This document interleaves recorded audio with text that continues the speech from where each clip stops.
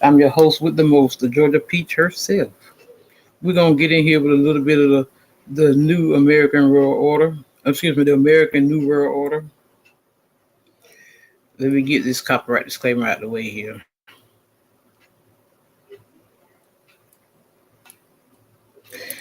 Warning: federal law allows citizens to reproduce, distribute, or exhibit portions of copyrighted motion pictures, videotapes, or video discs under certain circumstances without the authorization of the copyright holder. This is called fair use for the purposes of criticism, news reporting, teaching, and prodigy, which doesn't infringe on copyright under 17 USC 107. I repeat, my loves, this is fair use. This is from Movies, from V Movies. Okay, yeah, I'll go over there, subscribe to them. These are the ones that own the copyright. I own no copyrights to any of this material. I repeat, this is fair use.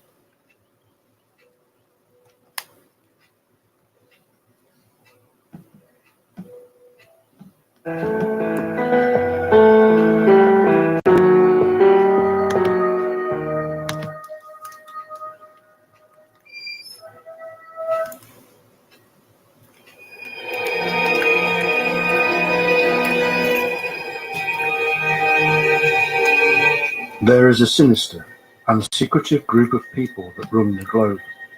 They control everything from banks to the media. They own the world.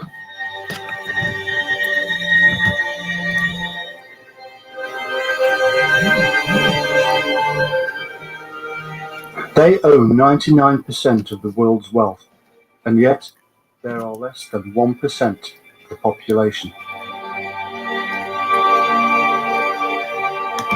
They have special family bloodlines to pass on power from generation to generation. They have sacred rites and secret rituals. They have a belief system that stretches back in time for thousands of years to their very origin. Artean regnum phasmatis. They spawned the religions, royal families, global business, financial systems, and arms companies.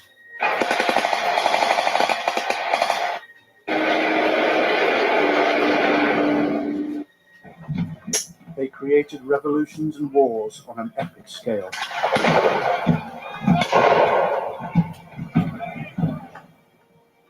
They watch everything we do and manipulate our thoughts and actions. You are in their service, and you do not even realize it.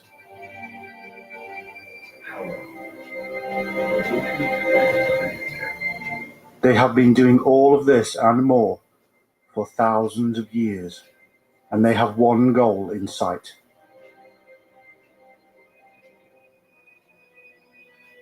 This is the darkest, untold tale of control in the history of mankind.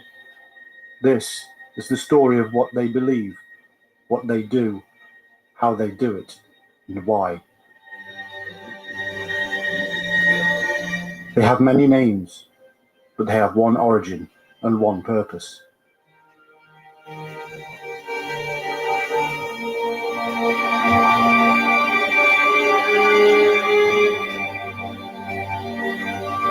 And now we have tracked down their symbols, secrets, names, origin, and purpose. Using previously unknown and secret sources, we will reveal them. This is the Illuminati.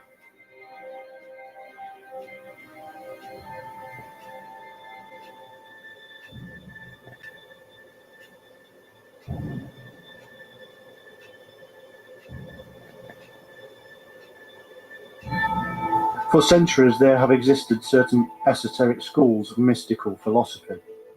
They originated in the Orient, moved through the Levant, Egypt, and the Near East, until they finally arrived on the shores of Europe, and from there to the rest of the world.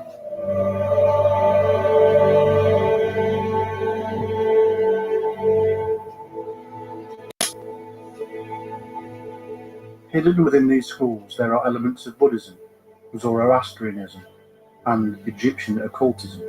mingled with Grecian mysteries, Jewish Kabbalism, and fragments of Syrian cults.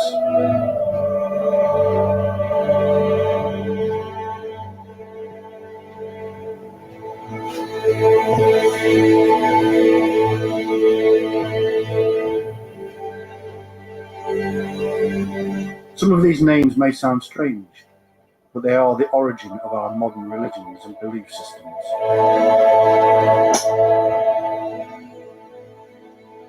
Out of this hodgepodge of Oriental philosophy, magic, and mythology arose the early Christian Gnostics, Islamic Mohammedanism, Ishmaelites, Druzes, and the infamous Assassins.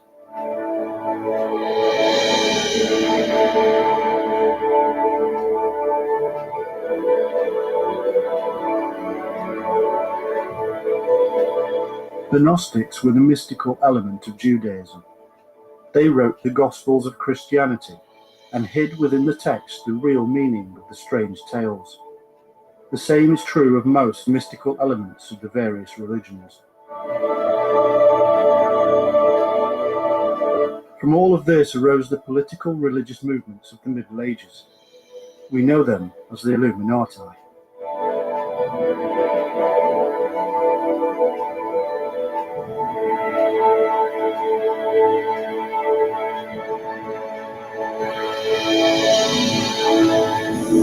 But they had other names such as Albigenses, Cathars, Waldenses, Troubadours, Anabaptists, and Lollards. And from here arose the secret societies. The Knights Templar initiated the Muslim assassins into the subversive mysteries, and the occult forces of the alchemists, Rosicrucians, and others permeated them all.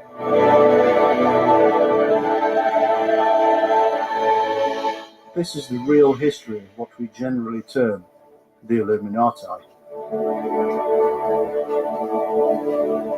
Through this understanding, we shall be able to see them clearly wherever they arise.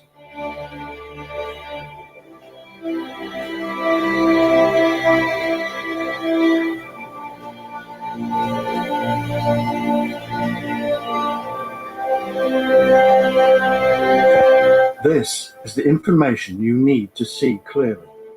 This is the hidden history of the Illuminati, which you have never seen before, taken from secret sources which we have tracked down and are now about to reveal. Prepare to witness the might of the world's most powerful secret society.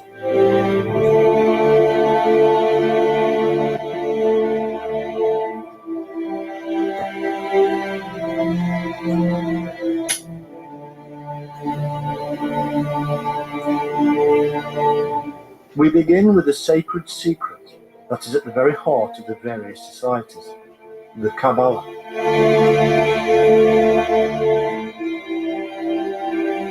The Kabbalah is a mystical tool of Judaism. It is a sacred way of getting to God and involves rituals, symbols, and things we would classify as magic.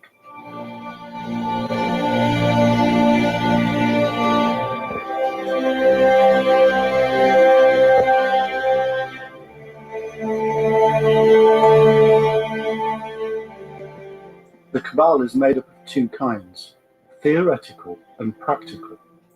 Practical Kabbalah is engaged with the construction of talismans and amulets. The theoretical is divided into literal and dogmatic. The dogmatic is the summary of the metaphysical doctrine taught by Kabbalists. It is the system of Jewish philosophy. It is the perception of the plan of the universe itself and the link which attaches all elements to a common principle.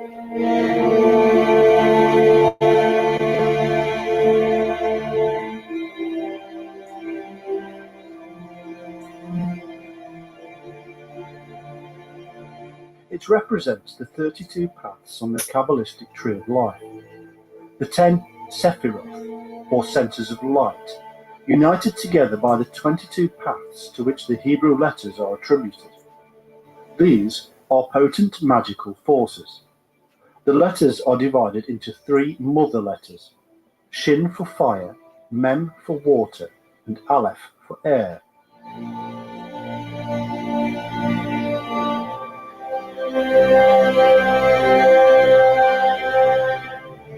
There are 7 double letters for the planets, 12 single letters for the signs of the zodiac. This is how the esoteric magic is broken down.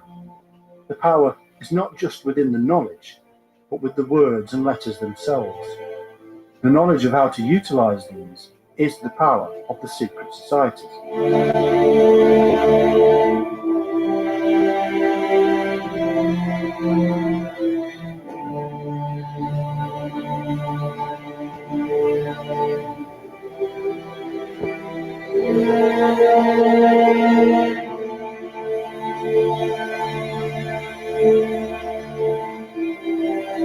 Uniting all of these devices is the spirit or ether, what they call in Star Wars the Force.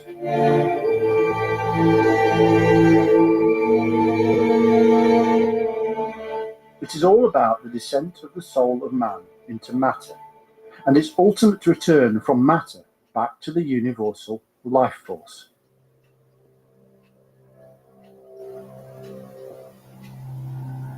This return is called illumination or enlightenment. Knowledge of this is thousands of years old, and yet science is discovering that energy cannot die, and hence our energy does in fact return back into the universal energy from where we came.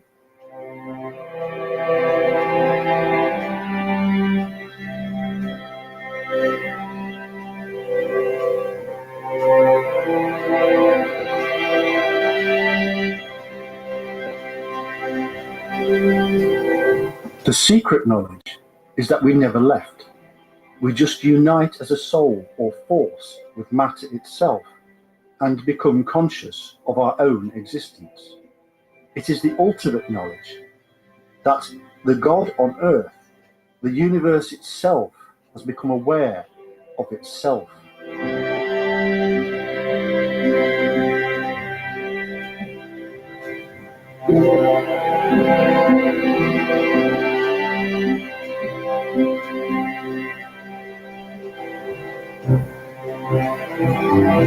Imagine this knowledge in ancient times and how it would raise you up above others. The term we use, God, is not the only one they use. The secret term is known as the Tetramagratum, Yod, He, Vav, He.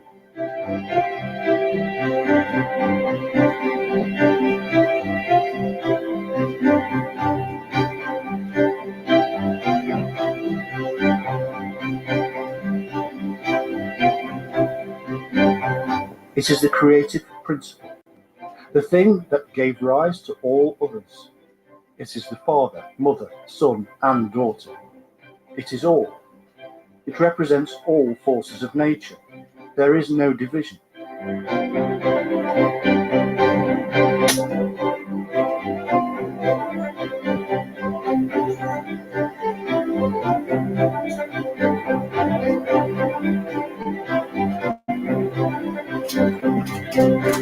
In the beginning, it divided, male and female, and the ultimate truth is that reunion is the divine force. This is the reason that sexual rituals across the world from ancient times were seen as sacred. It was the work of the creative principle.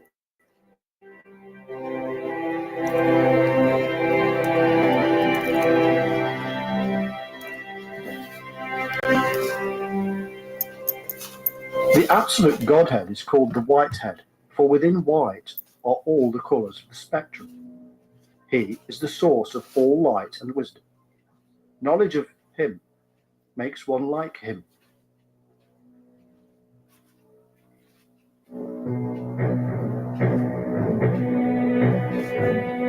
He is known also as the Ancient of Days. For all that exists, all that has been formed by the Ancient of Days, can only exist through the union of the male and female.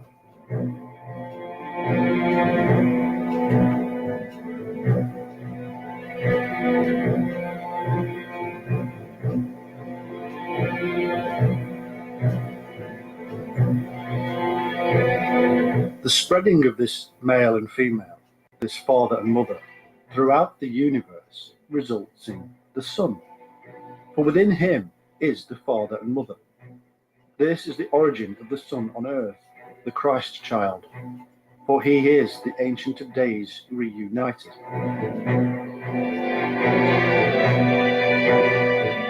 Today, secret societies see this Son as knowledge and science. Within him, all that can be known exists.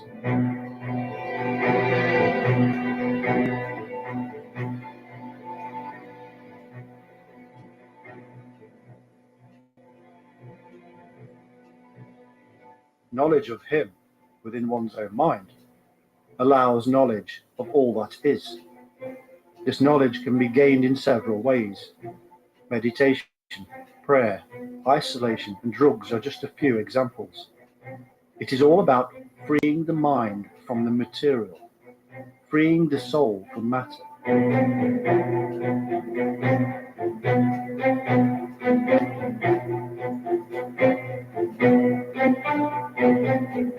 It is no different to the experiences we hear about from people who have taken mind-expanding drugs. It allows creativity to flow. It sparks the creative principle that is within each one of us. We came from the universe. We are the universe. And within us all, there exists the universe.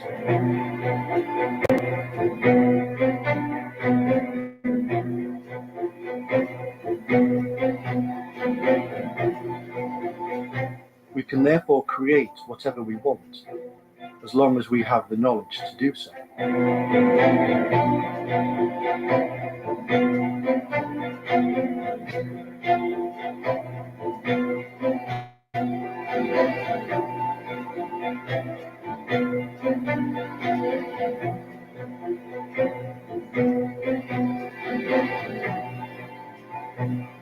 In sacred symbolism, we see these principles laid out before us.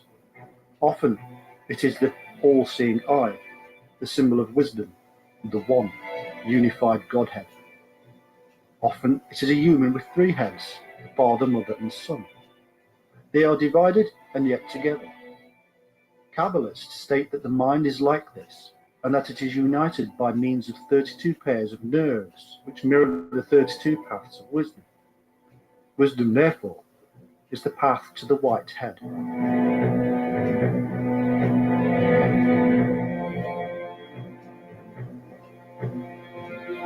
Through the work of the Caduceus or Kundalini, wisdom can be attained. These are simply symbolic representations of the energy force rising up to the white head, the source of all light.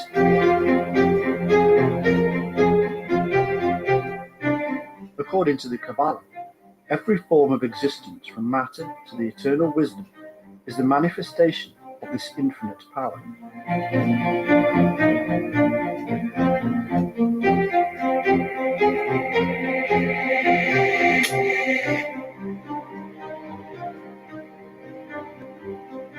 It is not sufficient that all things should come from God in order to have reality and continuance. It is also necessary that God should always be present in them, that he should live, develop, and eternally reproduce to infinity under these forms. It is the ultimate fractal.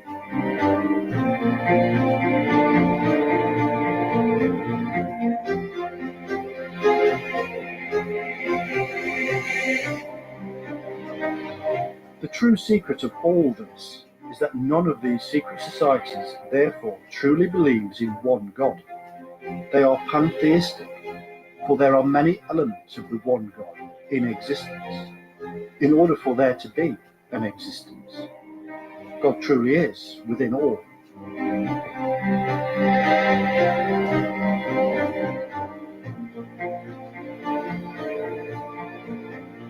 The Kabbalah is not a medieval creation as some would have it. In fact, it goes back in time to ancient Chaldea and Persia, and can be traced to the period of Jewish captivity in Babylon.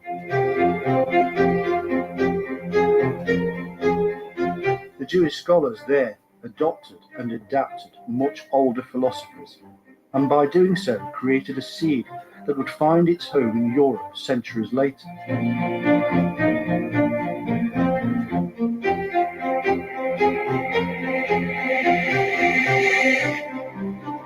At the very same time, Zoroaster was teaching his doctrine of similar dualism, the light and dark, the fire and water, good and evil.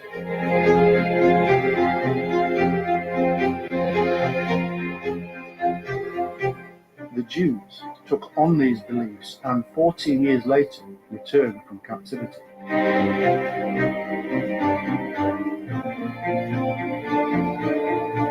In later times, the alchemists and astrologers of the Middle Ages used these beliefs in their own work on the transmuting of metals and conjurations. This was known as fluidic magic, before science came along and redefined it. It was based firmly in the Kabbalah, which itself was based on older ancient cults. Today these beliefs are still profoundly at the heart of secret societies.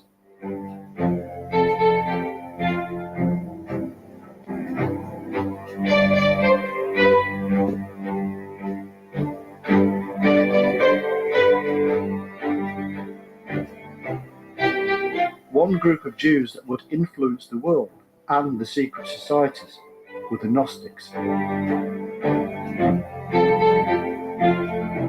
They derived their leading doctrines and ideas from many sources, including Plato, Philo, the Zend-Avesta, the Kabbalah, and the sacred books of India and Egypt.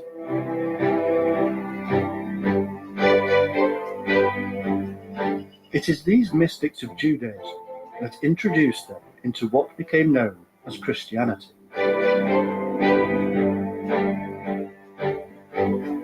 They wrote the various texts that we would now call the New Testament, and many more besides. Within these texts they hid the mysteries. This is why today we can look back and see that the stories of Jesus and Mary mirror those of Horus and Isis in Egypt and many other places and stories.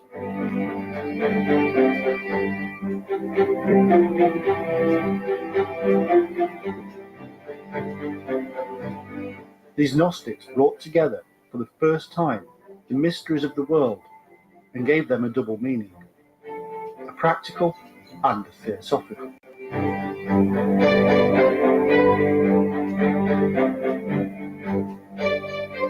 The stories can be read on many levels because there are many levels.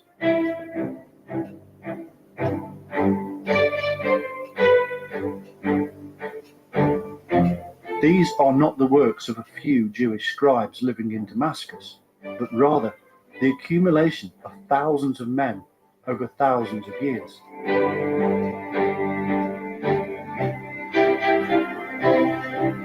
There is deep, hidden truth about the mysteries of the universe to be found within those pages.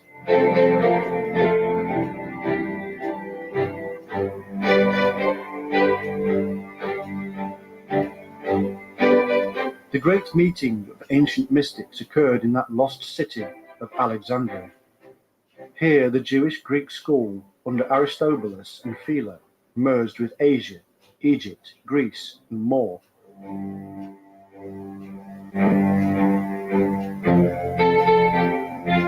All the wonders of the universe as perceived by the minds of men came together in this one place and time.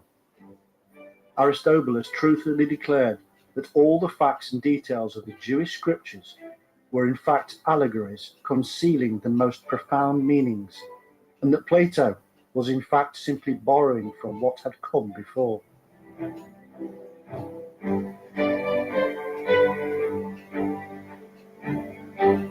Studying Plato is therefore to study the many that came before.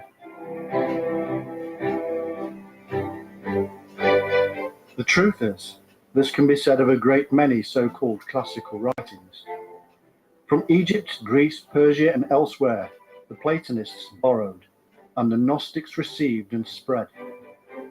For the ordinary man on the street, as it is to this day, all of this seems fanciful and beyond them. It was secret and sacred, and for the scholars alone.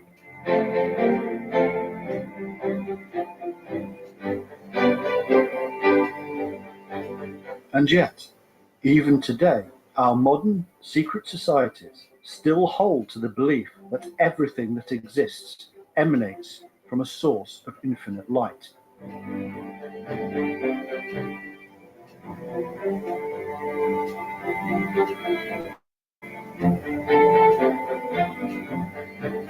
They claim direct descent from the Jews of Alexandria, and by them, back in time over millennia, to the masters of the mysteries. They are known by a name that would change into Illuminati. They were known as the Brotherhood of Light.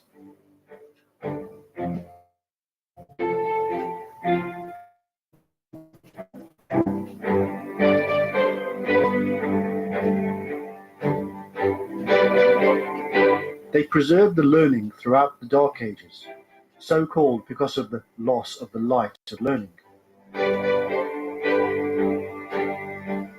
The highest development was in the Egyptian and Kabbalistic systems, and this was blended with Christian thought through the Gnostics and Neoplatonists.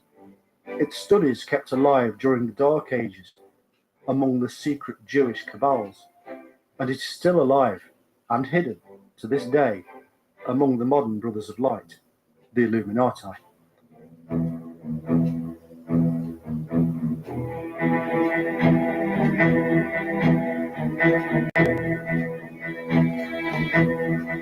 In Egypt and Judea, long before the commencement of Christianity, these notions were spread. They formed Christianity through the many Gnostic groups known as the Essene, Therapists, Sadducees, Carpocratians, Basilidians, and Manichaeans.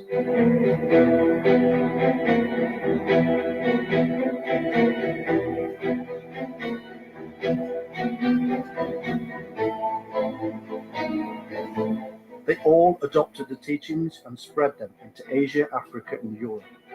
They preserved the mysteries of the Temple of Solomon as a device for teaching about the truths of human existence and the grand architect.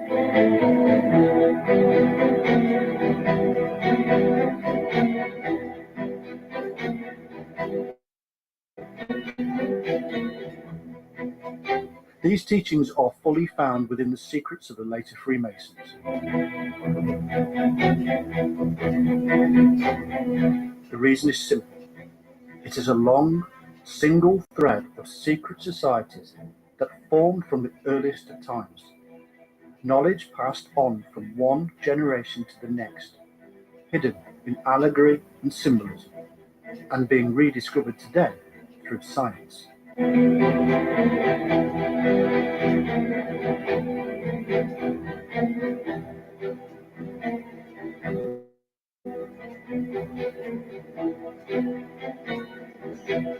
The early Gnostics and Manichaeans were known as primitive Masonry, and their teachings preserved among the Druses, who came into contact with the Crusaders in later years and influenced them. This is the line of creation for the modern Freemasons, directly back to the Gnostics, and from there back to Egypt, Persia, and the ancient cults.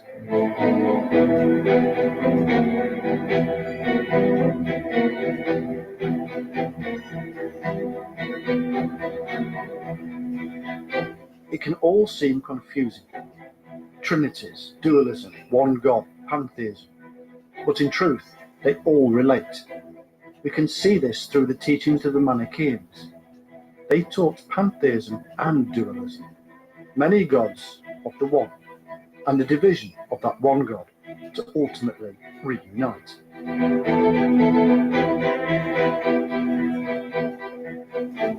The creative principle must have dark and light, male and female, in order to create. But the ultimate union brings about the creation of what was there in the beginning, the one God, the sun, the light. It is the symbol of the serpent eating its own tail, the coming full circle.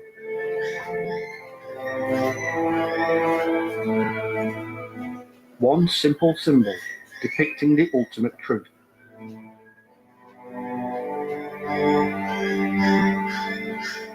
What we begin to see with the Manichaeans is a glimmer of so-called modern philosophy of communism, something that is part and parcel of true Masonry, for the good of all. Nature, they said, reveals the two great principles, community and unity of all things. Human laws were contrary to the natural laws, and were therefore guilty violations of the divine order of things. It was therefore necessary to institute community of lands and goods. Manes, the founder of the cult, disavowed war and human civil establishments as being created by the dark side. Possessions were condemned. For his beliefs, Manes paid the ultimate price of crucifixion, his message too radical for a greedy humanity.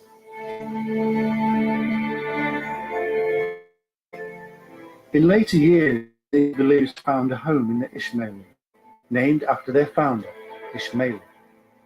He knew that mankind could not be changed by violent revolts and open war. Therefore, he formed a carefully crafted scheme to secretly undermine what could not be openly attacked. Over the years, his league of hidden rebels eventually succeeded in placing a man upon the throne. The long-term plans of these secret organizations must not be avoided. They do in fact plan decades and sometimes centuries ahead. Indeed, the degrees of initiation within the Freemasons of the Grand Lodge of Wisdom in Cairo were given by the Ishmaelis. They were called the most ancient and precious degrees of the Eastern secret societies into the West from Cairo.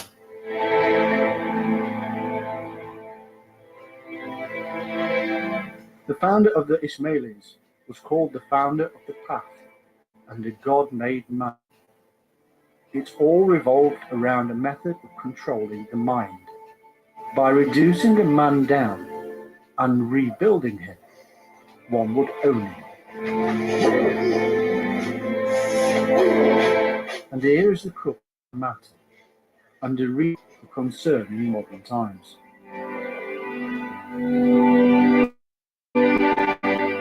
Secret societies were rapidly becoming more than just a method of passing on true wisdom from generation to generation. It was now becoming a tool for control, for manipulation. Methods were being employed that turned men into sheep.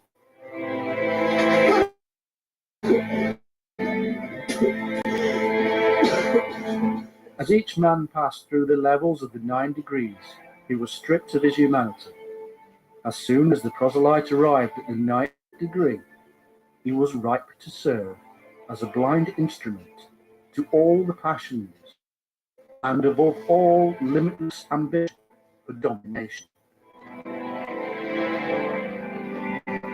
The philosophy was reduced into a simple believe nothing and dare all.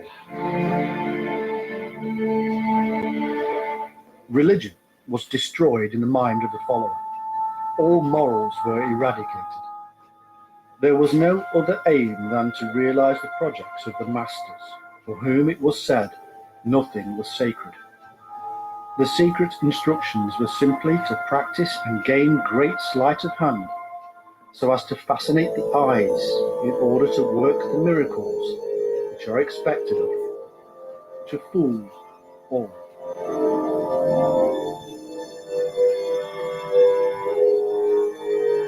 Today, the numerous sects, Kabbalistic and Illuminati, much the same methods are used and the same doctrines taught.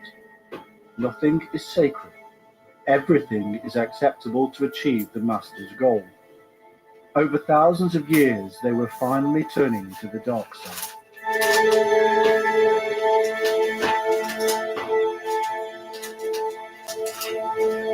Through meditation and other forms, they believe they are achieving union again with the masters from whom they received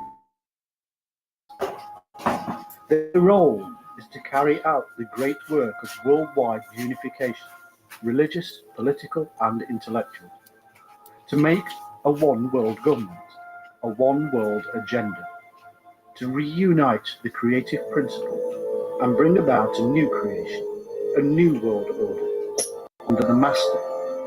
The question is, who is on the side of light and who is on the side of dark?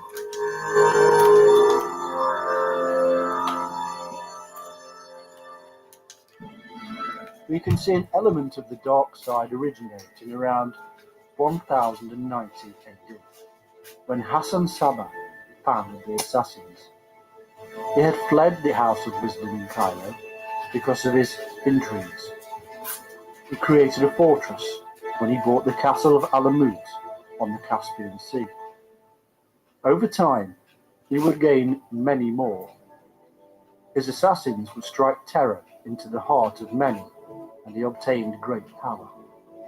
He assassinated caliphs and viziers. On his death, he was replaced, and the head would always be known as the Old Man of the Mountain.